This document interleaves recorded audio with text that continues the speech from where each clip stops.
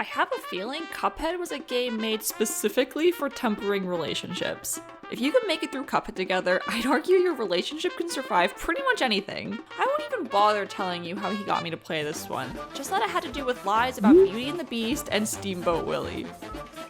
Long story short, we sat down to play, and after a grueling tutorial that took almost 26 minutes, we were finally ready to dive right into Cuphead Date Night.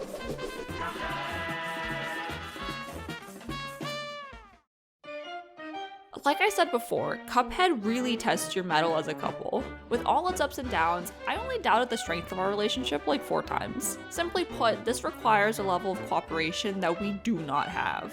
I gotcha. Thank you. God damn it.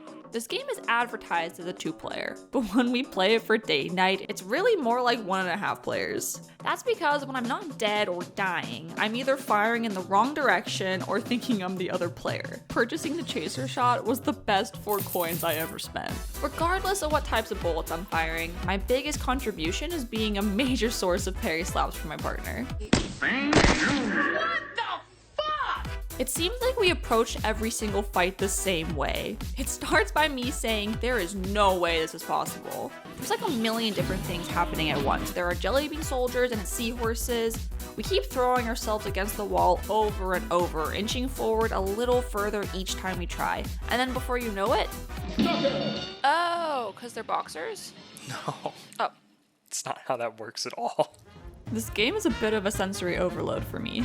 Aside from all the wacky shit the enemies spit at you, there's about a bajillion tiny flashing bullets being squirted from the second we get control of our characters. Seriously, we end up holding down the fire button for like 90% of the time we're playing the game. I don't know if I'm the only one whose thumb gets sore from holding down X for over an hour, but I'd really like it if I could just toggle an auto fire or something. My boyfriend offered to remap the controls for me, but we've been down that road, and it only makes things more confusing. I just realized I was holding X this whole time, even though I'm dead.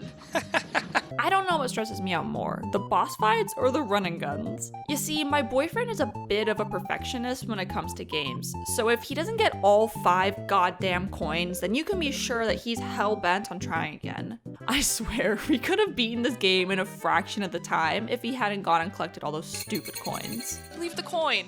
Never. Oh. Yeah, I probably should lose the coin. I really love how the item upgrades in this game aren't numerical values, but instead use descriptions like attacks being good or great. Whenever numbers start getting tossed around, Mr. Min-Max over here starts doing his thing, so it's nice that they keep things as qualitative as possible. What isn't nice is boss health. I somehow thought I'd be better prepared for this after my boyfriend had me play Hollow Knight, but Cuphead doesn't have a health bar for boss fights. Or I guess it kinda does. It only lets you know how close you were after the boss kills you. No! I feel like this game is mocking us. Right around the time the floor started disappearing from the levels is when I started to blossom as a parry slap resource. I'm not really good at the whole patting your head and rubbing your stomach thing, so if a fight requires me to think about more than a couple of things at a time, everything starts falling apart. No pun intended. He always throws himself into the heart of the fire to try and revive me, even though we both know he's the stronger player. Every time he does this, he manages to get hurt.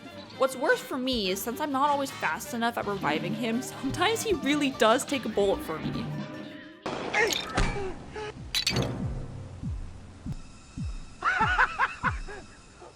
It's sweet and all, but if you really want to show me you love me, you could just finish the fight for us instead. Let me be the one to take a bullet. Besides, I have to pee anyways. No, my girlfriend! Go on without me! I have the worst luck when it comes to dying right before we finish a level. It's such a cockblock to go through all that hell and then trip right at the finish line.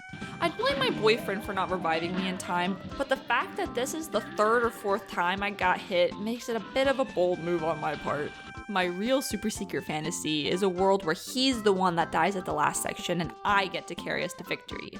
Of course, the one time it almost played out that way, I went and blew my chance. No, why'd you do that? I have 100% faith in you. Well, I don't. Even though this game gives me acute stress every time I pick up the controller, I can't stop coming back to it. Maybe it's some kind of strange masochism, or maybe I'm just living out a childhood dream of fighting Popeye. On second thought, I'm pretty sure it's because the soundtrack is so damn catchy.